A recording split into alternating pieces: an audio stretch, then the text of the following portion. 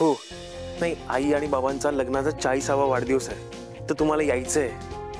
नाही नाही नाही, प्लीज प्लीज. हां हां बबलू. नाही नाही नाही, काही कारणं चालणार नाही का तुमची? आणि तुम्ही नाही आला तर आई बाबांना किती वाईट वाटेल. ते काही नाही, आम्ही तुमची वाट बघतो, तुम्हाला यावंच लागेल. बाय. दादा, ही आमंत्रण लिस्ट आणि ही गेस्ट लिस्ट. सगळ्यांना इन्व्हिटेशन केलंय? येस. कोण राहिलं नाही? नक्की? अरे हा बबलू प्रो आहे. तरी ना मी आई आणि बाबांना एकदा पाठवतो लिस्ट. कोण राहायला नको यार मग. नील भाऊजी, कशाला एवढी काळजी करताय? आपली पार्टी मस्तच होणार आहे.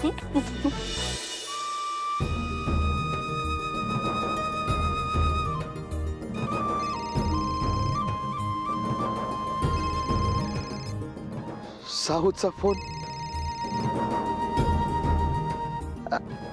हॅलो साहू. रामकृष्ण हरी. रामकृष्ण हरी, कसे आहात तुम्ही? मी बरा आहे की. बरं, मी तुम्हाला ह्यासाठी फोन केला होता की आज तिलोत्तमा मॅडम आणि चंद्रकांत सरांच्या लग्नाचा वाढदिवस आहे. होय, बर. त्यांनी आपल्या कुटुंबाला आमंत्रण दिलंय, तुम्ही नक्की या.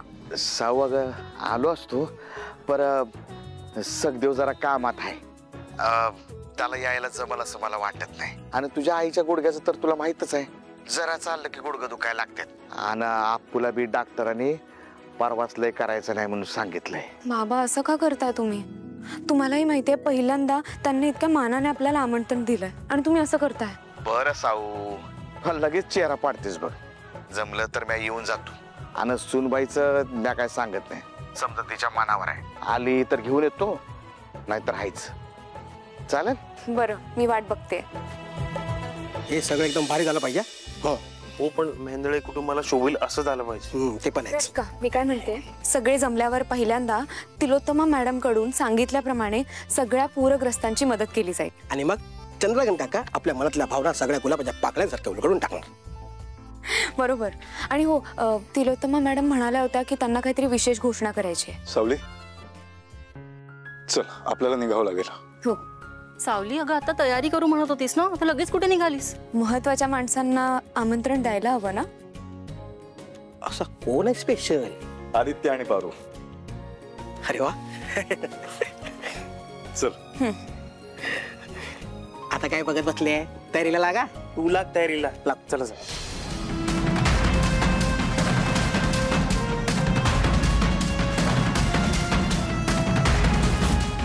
काही करून मला ही डिलिव्हरी वेळेत पोहोचवली पाहिजे, नाही तर खूप प्रॉब्लेम होईल.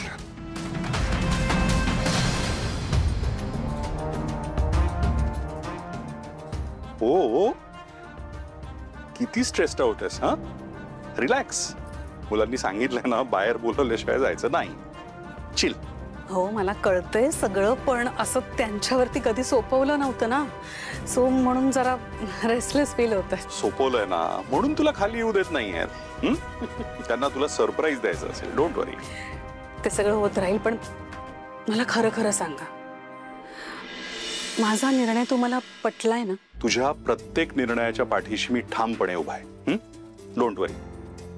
तू एक काम कर ना, तू जरा गेस्ट लिस्ट चेक कर. अरे बापरे, ते राहूनच गेलंय माझं.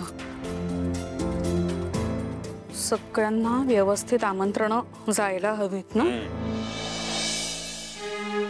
एक महत्वाचं नाव राहून गेलंय यात. कोणाचं? अहिल्या किर्लोस्कर. हो, माझी लहानपणाची मैत्रीण. ठीक आहे, आदित्य पारूची नावं आहेत ना. तू एक काम कर ना, तिला फॉर्मल इन्व्हिटेशनची गरजच नाहीये. तू कॉल कर तिला फक्त. चालेल, तसंच करते.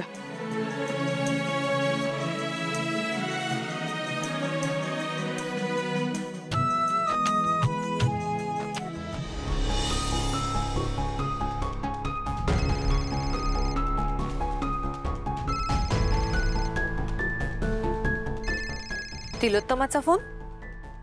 ती का फोन करत असेल मला? तिला सगळं कळलं तर नसेल ना? बोल तिलोत्तमा. हॅलो अहिल्या, काय ग बाई, माझा फोन गेला एवढा उशीर? अगं सॉरी, थोडं कामात होते. सॉरी, बोल ना.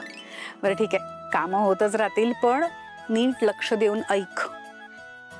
इन्व्हिटेशन द्यायला फोन केलाय. आज आमच्या लग्नाचा वाढदिवस आहे, जंगी पार्टी आहे, ये नक्की. आणि मला काहीही कारण सांगू नकोस. यायचंय म्हणजे यायचंय. आणि मी कुठलं कारण देणारही नाहीये. गुड, मी नक्की येणार आहे. अगं आपल्याला पण भेटून किती दिवस झाले. मला भेटायचंय तुला. मी येते. मी वाट बघते तुझी. हा, आणि सगळ्यांनी यायचं बरं का. अहिल्या, आदित्याच्या लग्नाचं बघत होतीस ना? Any good news?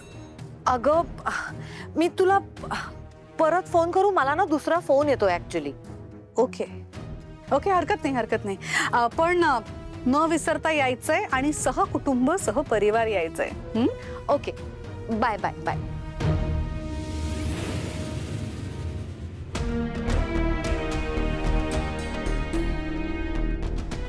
का कोणाच ठाऊक, पण अहिल्या माझ्यापासून काहीतरी लपवते असं मला वाटलं.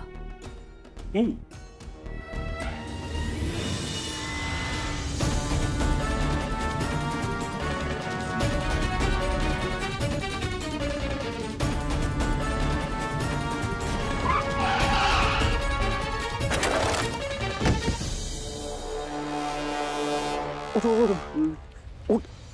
अरे दादा, अरे बघून चालवायचं ना जरा. बरोबर. लागलं नाही ना तुला? हा सॉरी आदित्य, अरे सर, तुला लागलं नाही ना काही? सॉरी, ऍक्च्युली मला ना चक्कर पाणी घेऊन ये, पाणी घेऊन. मला काय कळलं नाही. सोड. लक्षात नाही. तुझ्या गाडीला काही लागलं नाही ना? अरे नाही रे, गाडीचं सोड. सॉरी.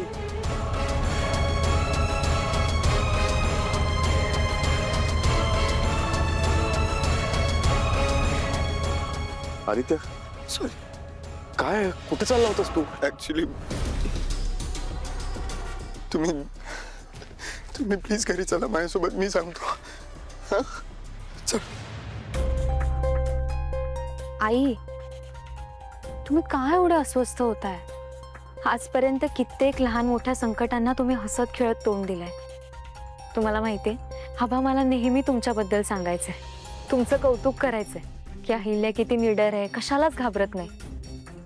त्यांनी नेहमी माझ्या डोळ्यांसमोर तुमचा आदर्श ठेवलाय. मला खात्री आहे ही कठीण परिस्थिती सुद्धा तुम्ही हाताळाल.